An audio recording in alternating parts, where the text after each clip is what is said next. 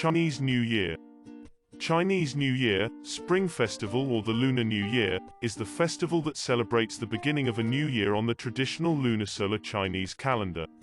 Marking the end of winter and the beginning of the spring season, observances traditionally take place from New Year's Eve. A reunion dinner is held on New Year's Eve which family members get together to celebrate. It is often considered the most important get-together meal of the entire year.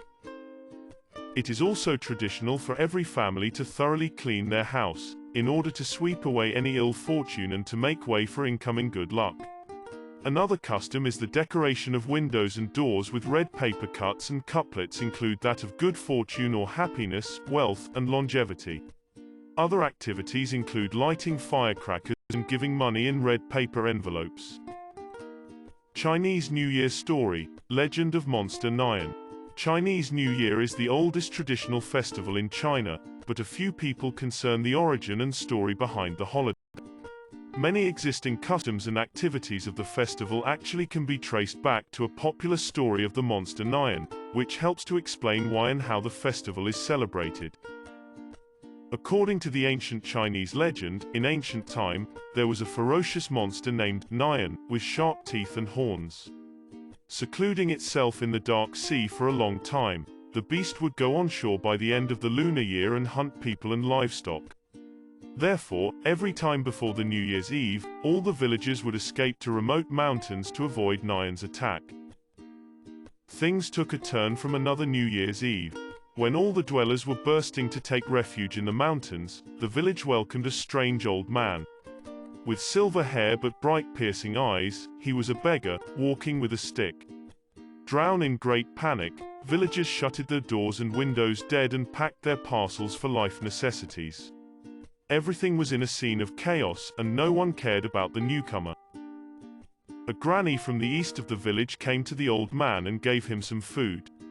She repeated the terror of the monster Nyan and persuaded him to flee with others together. However, the old man kept cool and smoothed his whisker slowly, requesting to stay one night in the old woman's house, and he would expel away the beast of prey in reward. The granny was not fully convinced of his promise, and she continued her persuasion.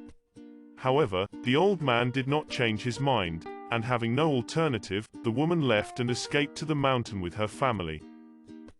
At midnight, the monster broke into the village ultimately, but it sensed the subtle change of the atmosphere. In the past, the entire village was in dead darkness, but at that time, the house in the east was lighting.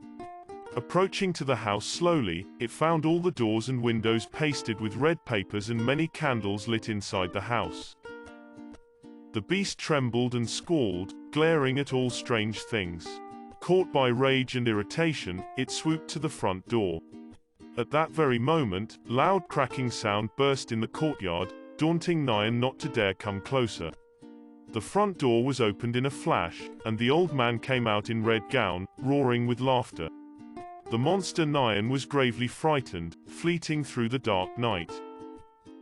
Till the next day, villagers returned back to their tribe, surprised at the undamaged scene of the village. At that moment, it dawned on the old granny that the relief from Nyan came from the old man's promise. She hastened to other villagers and told them about the beggar's commitment. Desiring to check out the truth, all the people flocked to the old granny's house, and they found the red papers on doors and windows, candles in the house, and the unburnt bamboo in the courtyard. Soon, villagers were enlightened by the truth that the bamboo burning, cracking, red color and bright light were magic keys to scare away the monster. In order to celebrate the triumph over the monster, people dressed in new and visited neighbors to share the joy. The news spread, and everyone commanded the ways of defending against the beast. Hence, on every New Year's Eve, people would paste red spring couplets, light candles, burn bamboos, and later set off firework to ward off all the evil spirits. The entire village and town were ablaze with lights, and people would stay up to welcome the new year. Many of the traditions are inherited till today. According to the story, Chinese New Year's Day or the Spring Festival is also called Guo Nyan, which means surviving in the Nyan's attack. The red becomes the most popular color for festival celebration and dressing code. The end.